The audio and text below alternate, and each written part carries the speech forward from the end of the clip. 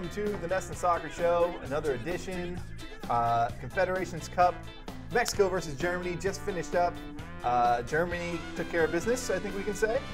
And we've got Germany versus Chile in the final. We're going to break that down in a little bit, but we're going to dive right into Mexico versus Germany.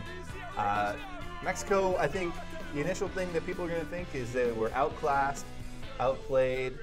Germany really dominated, but we said going into the tournament, and we've mentioned it throughout the tournament, that this isn't Germany's A squad. No. And I think that maybe some people thought Mexico could compete a little bit better against this Germany side, and maybe are pretty let down. I think Mexico fans are definitely let down. But what's your reaction with how Mexico performed in this match, and maybe just this Germany squad is the more time they're spending together, they're just getting more comfortable with each other. But what's your first reaction here? My first reaction is it's got to be a bit shameful for Mexico because this team, this group of players, they're all at an age where they're deep in their careers and they really should be thinking about competing for major trophies. And once again, they get to, they work their way through the group stage. They get to the first knockout game against a big opponent and it all goes bust. And it went bust very quickly. Within 10 minutes, this game was all but over. Mexico, I have to give them some credit for recovering. I wrote about it thinking we might be up for another 7-0 or like a 7-1 Brazil-Germany. Mexico just didn't bring their A game. They didn't show up, and it's a big letdown for Mexico fans and CONCACAF as a whole. I don't know why, but I was really cheering for Mexico, just heading into this match, and I was let down pretty heavily. I just thought there's a chance to see kind of like they're the biggest underdog in the knockout stage with Chile, Portugal, Mexico, and Germany. Sure. And I thought, Germany's not got their best squad. Maybe they can reach the final of a major tournament, and I just, you're always rooting for the underdog. But I think you said it, I think they were just intimidated by the jersey a little bit. And I'm thinking back to the first goal that Germany scored. They scored on a counterattack. And Mexico had the ball in Germany's third and with numbers. And there was a nice pass to the middle to Chicharito, who had this kind of one flick on. And the Mexico player that he could have run up on it and taken a kind of wide open shot. I mean, he was outside the 18, but you see later on in the game they're able to score from that distance. Yeah. And he doesn't run up on it. Then he gets the ball and he kind of sits on it for a second, and it happens so quick. But I mean, these players are very good, and he kind of looked indecisive. Next thing you know, the ball's in Germany's feet. They got it, and they turn around and they score like that. Yeah. And they score again in about 30 seconds or whatever it was, and you're just like, oh well, I guess this is kind of over. And to their credit, Mexico did sort of stand up and didn't fold, which was kind of their mantra throughout the tournament. I mean, they trailed, I think, in every game. Every game. Yeah. But just kind of disappointing. I think they're better than this. I think kind of U.S. has the same problem where they can really play well and look really as good as any other team versus maybe inferior opponents, but when they go to the superior opponent, they kind of have trouble really standing up to it when it's a big tournament and when it really counts. When it was 2-0, you knew the game was over. Yeah. Mexico just didn't show that they were going to claw one back and then claw another one. It was never really a close game, and is Mexico better than this? No, I haven't seen it. Throughout the Confederations Cup, they have yet to really impress. Right. Good in possession, but questionable at the back, wasteful in the front. I think Mexico, this is what they are. And well, so then who's sort of to blame? I mean, maybe they're just not talented enough, but could maybe Juan Carlos Osorio maybe be on the chopping block? I mean, they got the World Cup next summer, and I don't think they're going to make any changes at this stage. But the first thing I'm doing when we get out of the studio is to check and see if he still has his job. So you think they may make a change even with Mexico? They change coaches. Yeah. I mean, they're in good standing to qualify. Sure. Yeah. So, it could kind of make sense if you get a new coach in there. And I mean, he's been the coach for, I'm not sure. It's only, I think, 2 years now. Okay. But this is now the second time. How many tournaments will the Mexican Federation give him to get his team to a point where maybe they can, make some noise or, do something to make Mexico proud, right? Only to go bust, and not just, we lost 2-1 or we lost 3-2, but, this was another really big bust. Super. The one thing though that was encouraging for Mexico is they might have turned in the goal of the tournament when they did eventually score. I think that might. I'm not sure I've seen a better goal in the tournament so far. What about you think? No, there haven't been many good goals in the tournament. I guess not. So, yeah. So has Germany's? I mean, you called them the C squad of Germany in our preview. Have they impressed you? Do you like? What's your thought on this Germany side? They just kind of look like Germany.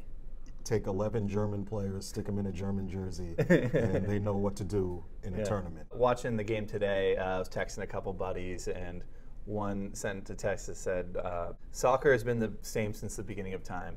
When the ball's kicked off, 22 men compete, and at the end, the Germans win. Amen to that. But all right, moving on. Chile versus Portugal yesterday. Yeah. 0-0 through 120 minutes.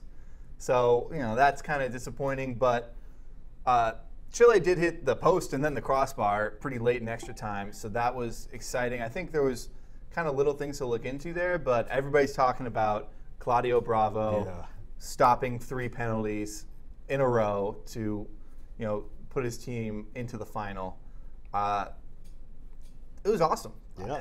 That's the moment of the tournament so far, and might end up being, I guess, the soccer moment of the summer, you might sort of say, with all the international play. Yeah, let's hope we get something better than that. I know, but it was because he's kind of a little bit on the older side, and I mean that's kind of the dream as a goalie. I mean that's the situation that that's your bottom of the ninth and all of that. Yeah. So this is now the 3rd summer in a row where he's been the penalty kick hero for Chile. Right, that's true. Copa America 2015, 2016, and now this. That's 3 incredible. penalty saves, think and about that. The internet was going wild because he had only saved 3 shots in open play for Manchester City in the second half of the season.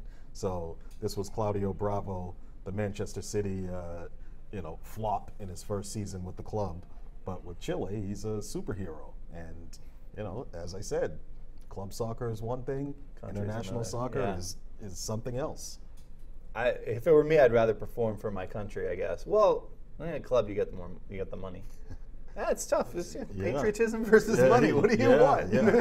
I'm not going to answer that.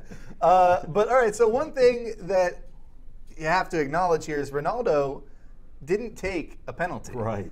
Because he was going to kick 5th, and you see this happen. I mean, that a team's best player or best penalty kick taker won't shoot until the 5th spot.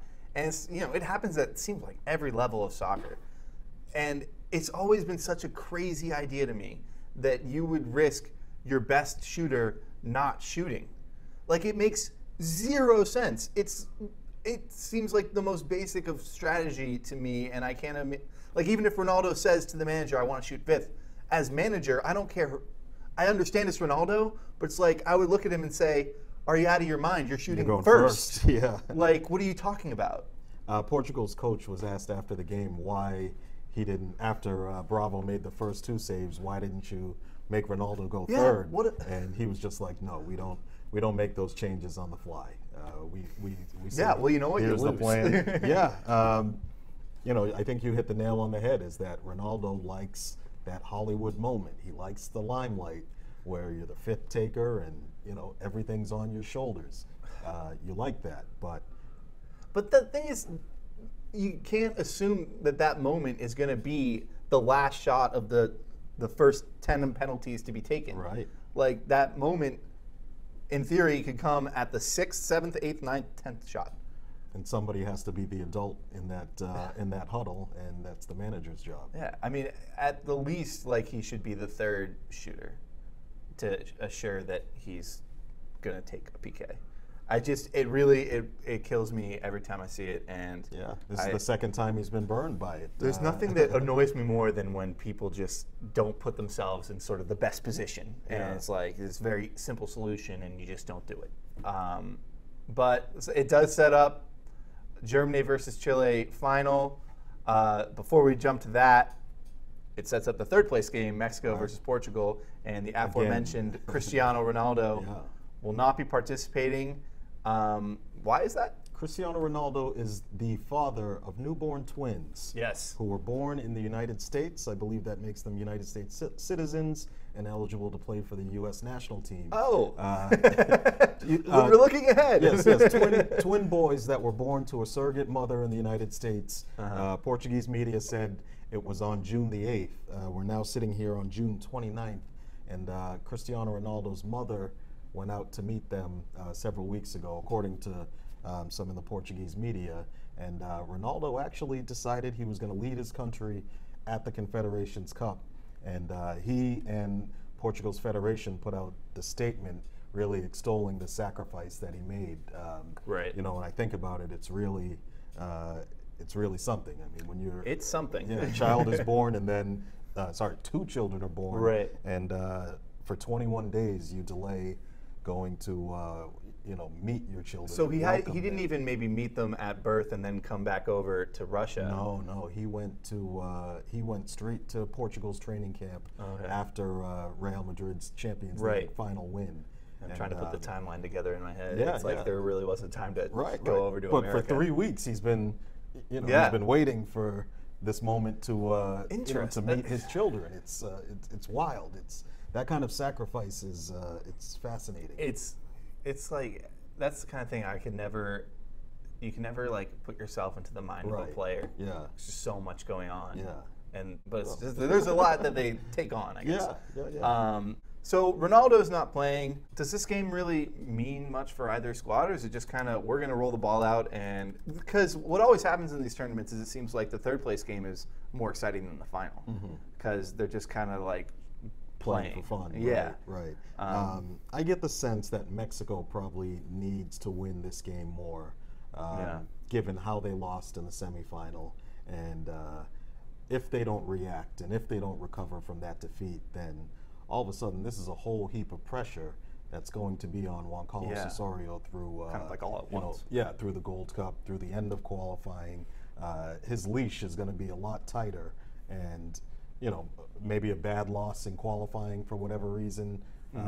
There's still no guarantee that he's leading Mexico to the World Cup, and I think this third place game will have some bearing on that. Yeah, and I feel like Ronaldo not playing, at least from any sort of fan pressure and press pressure, media pressure, it's like they're kind of not really too worried about this match. I don't think so. Yeah. No. Well, if they're not worried about it, I don't think we should be worried about it. Okay. We're going to move on to the final, Germany versus Chile. I think this is just watching the tournament through the group stages. Germany kind of really impressed, and then they tied Chile.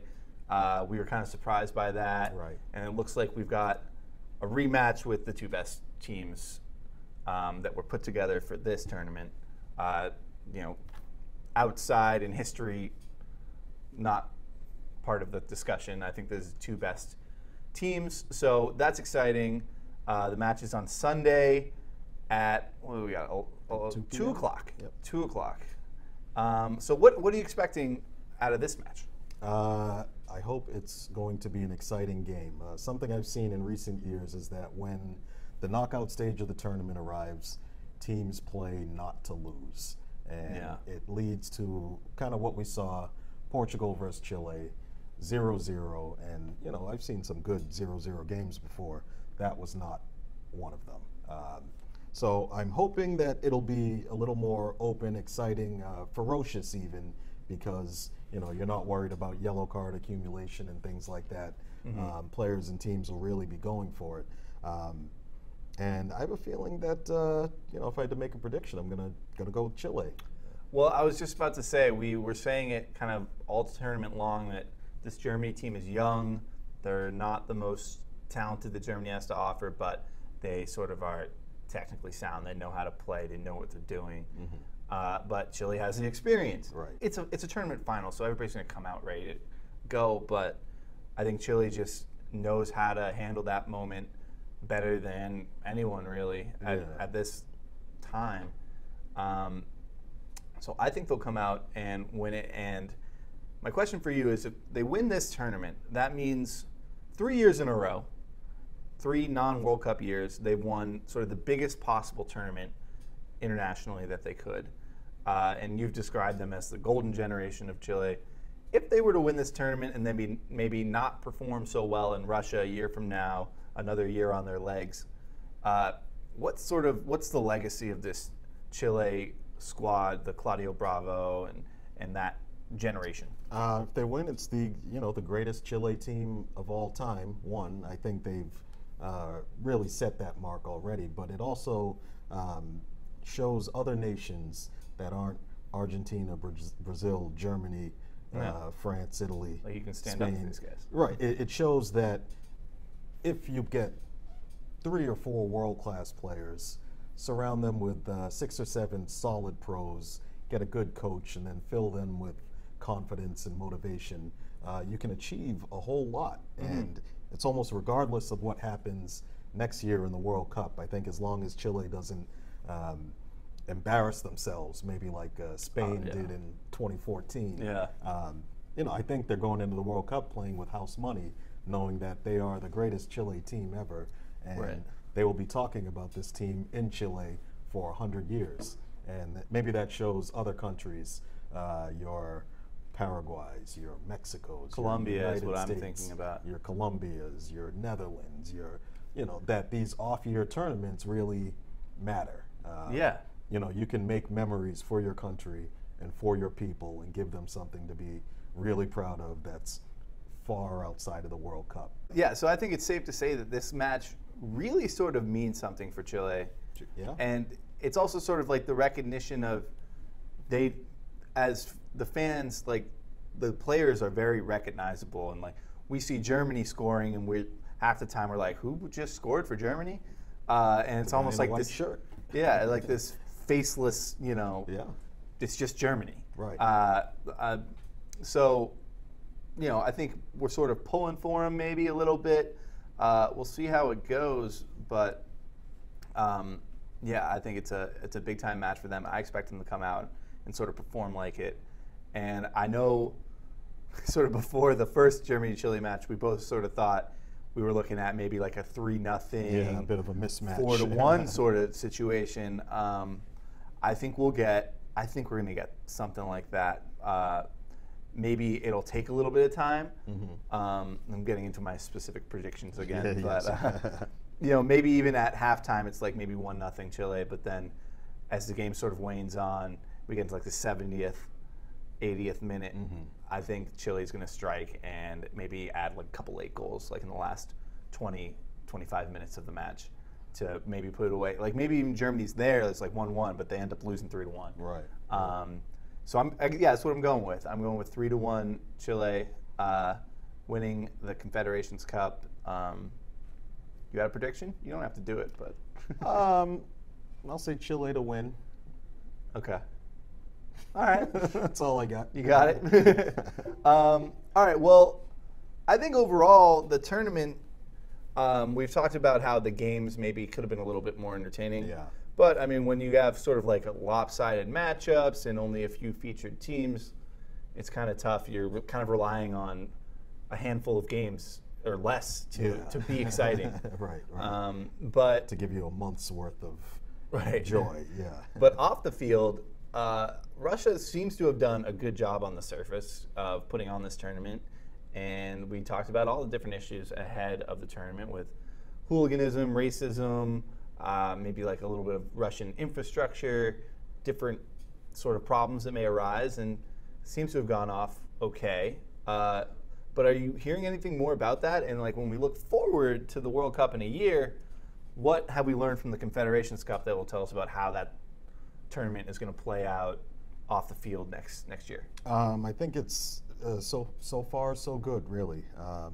You know, I had a lot of worries about Russia and concerns about what might happen, but when I contrast what the tournament looked like, you know, from afar on TV versus what the 2013 Confederations Cup looked like, where Brazil was, you know, almost bursting at the seams in protest and tear gases wafting into the stadiums. Right. It's, you know, there was nothing like that in Russia. Russia's delivered the stadiums on time. Most of them look pretty good, you know, brand spanking new or newly renovated. You know, really nice facilities that didn't seem to be too many problems with ticketing and people coming in and out. The security situation seemed to be really, really tight because you didn't even hear about any issues of hooliganism, racism, homophobia. I get the sense that they really invested a lot in the security, and maybe you know, it might even be overbearing, or you know, might even be too much. I would think that they are not messing around at all. And there's also a terrorism issue in Russia. You know, some of the cities, there have been bombings. There was a bombing in St. Petersburg. So I think Russia's really gone all out on that aspect, and maybe it's trickled down to... Well, maybe they thought if they have such a strong presence for the Confederations Cup, it will sort of discourage any sort of organized hooliganism a year from now. So, I mean, hopefully that's the case, because, I mean, you got people from all over the world coming to your country, and you don't want them being jumped by mobs of, you know, the local fans. The constant threat, and you hear about this with the Olympics and World Cups, where they build these stadiums and then they're just empty forever. And the Russian Premier League averages, I think, 11,000 to 12,000 fans a game, and these stadiums are being built for like at least 45,000. So, you know, what do we think about that? Like, at some point, is it maybe fall on FIFA to just say, there are certain qualifications, like as a soccer country, you have to sort of meet, like we don't want the country to bankrupt itself and then like we just pick up and leave town and, you know, now you've just got all these stadiums and this infrastructure just not being used. I get the feeling that, once this World Cup is over, these stadiums are going to be hosting games. They're going to be 50,000 seat facilities with 10,000 fans in them. I think that's going to happen in a lot of places, especially a place like Sochi. They don't even have a team. Right. I didn't even realize they didn't have a team. Yeah. It's Russian soccer is far, far away from filling, you know, 40, 50. The Moscow and there's no stadiums. other sport really. Like it's not like they're big on rugby or something. Right. You know. I have a feeling this is going to be the last World Cup where they're building these gigantic venues. 40, 50,000 plus. In 2022, I remember Qatar's original plans had talked about portable stadiums where you build something that can hold 45, 50,000, and then you can deconstruct it. And I think part of the plan was actually taking that deconstruction and sending it somewhere else as a gift. Like here's a stadium for you.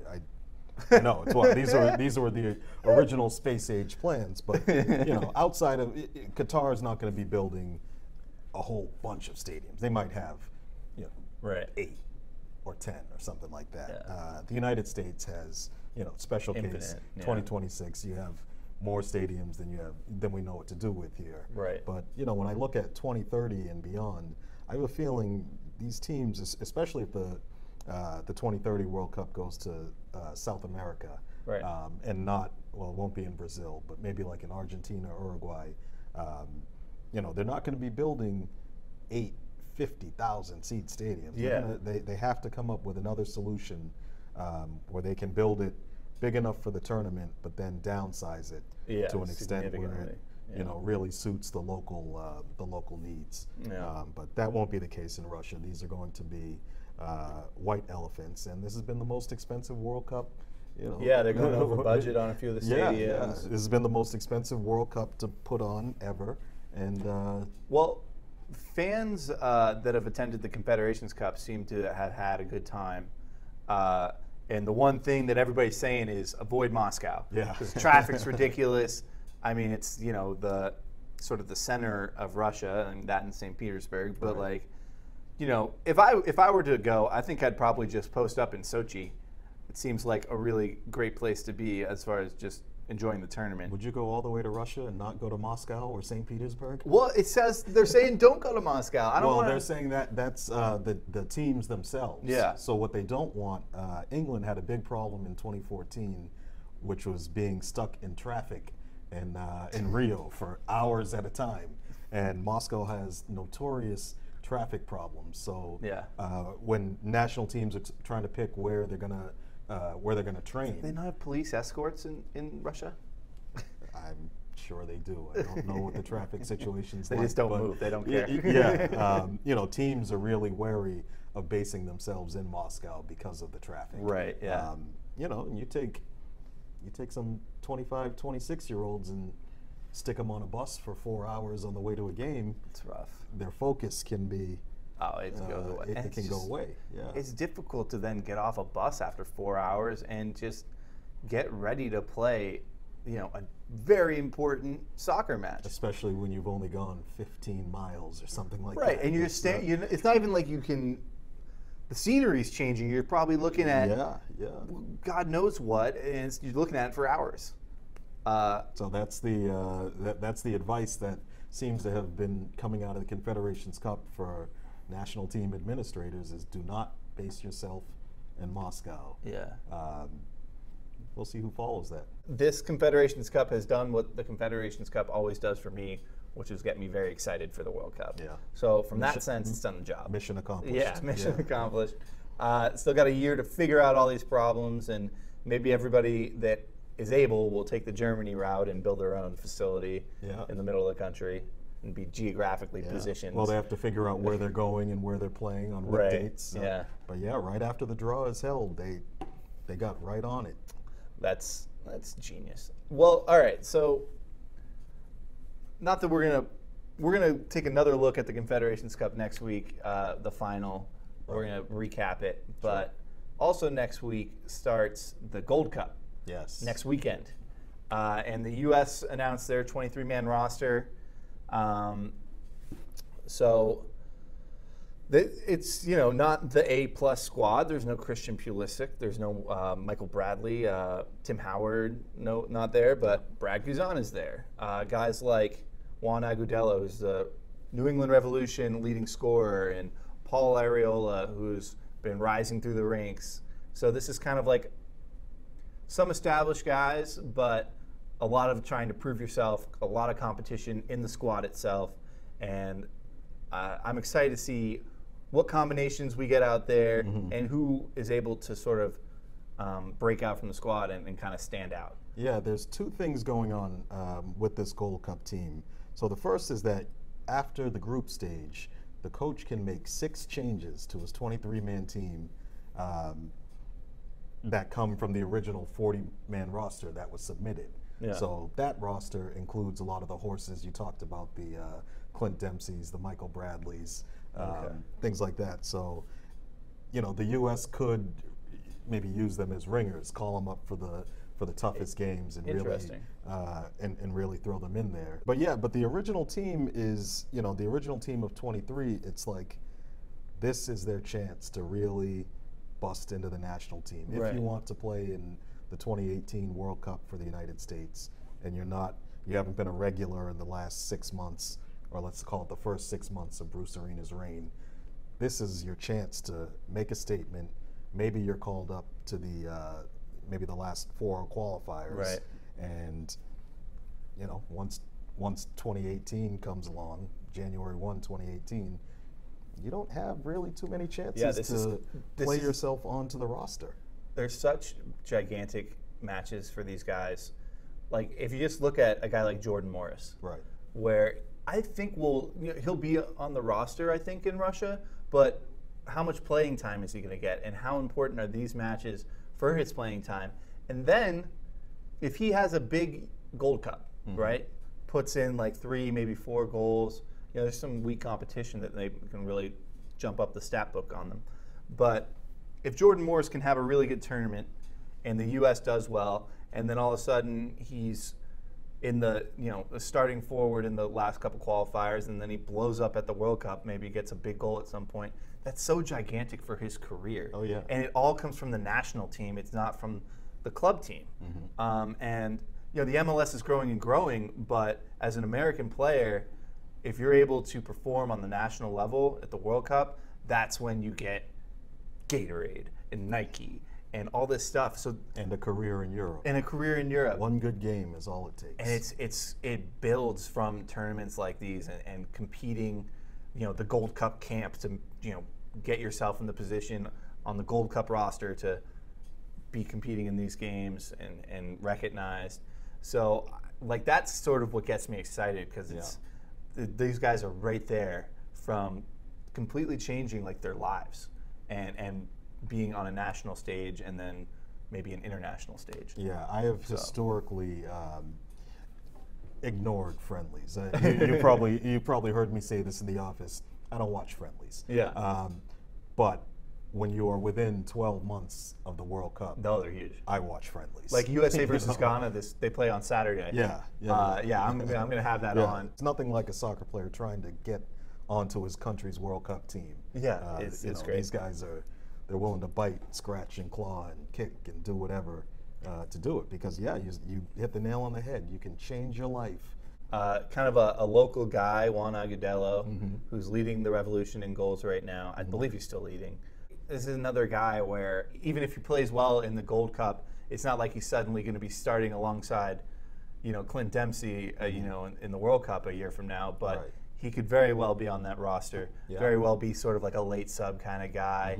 And we saw with DeAndre Yedlin coming on late, scoring a goal, and everybody just like, who was this guy? Who is this guy? Yeah. And speed to burn. You're one moment away. Yeah. And in theory, you're one moment away, but there's all these moments that build up to that one moment. Right. But another team in the Gold Cup is Mexico. Sure. To talk Mexico. Coming off of their Confederations Cup disappointment in the semifinals, as we discussed earlier, but I don't think we're going to see a lot of those same players competing in the Gold Cup. You think it's going to be none of them? No. This is Mexico had a Confederations Cup team. Now their Gold Cup team is at least the original 23 are entirely domestic-based players, except for one, Eric Cubo Torres, who plays for the Houston Dynamo in MLS. So doesn't travel far. Right. This is a Mexico team. Now the Confederations Cup outcome, at least in the semifinal, changes things because these 23 players now, should Mexico decide these players Osorio picked aren't quite up to the job, or B, Osorio himself is not quite up to the job. Now all of a sudden 23 players have revived World Cup dreams, where they might not have had it before. Sure. It's like a fresh chance. So it'll be something Mexico's going to chase, and I have a feeling it's going to be USA and Mexico in the final. Well, all right. So I think we've gone pretty long here, but we'll get the final word, as we're calling it these days. I got trivia for you. Okay. Yesterday, Claudio Bravo stopped 3 PKs right. in a penalty kick shootout in a tournament setting. He wasn't the only keeper to do that. Can you name the other one? I cannot. Mitch is his first name. Mitch Hillenbrand. Of Cincinnati FC. Yeah, I didn't know his last name, nor do I know his salary, which is what people seem to be searching for on Google. I can't imagine. Well, I don't know. But we talk about that one moment. Yeah. He had a pretty big moment. FC Cincinnati, it's a phenomenon out there in that city. They put 32,000 and change at their stadium, which I believe is the University of Cincinnati's football stadium. Yep. They're a wild success story in the United Soccer League in the lower division. I think the team is only 2 years old. They're in their second season. Well, the owner, and it's so funny to me that we're seeing this, because I read this article weeks ago. The owner, who's got a lot of money, and he's from I believe he's from Ohio. I'm not sure if he's actually from Cincinnati.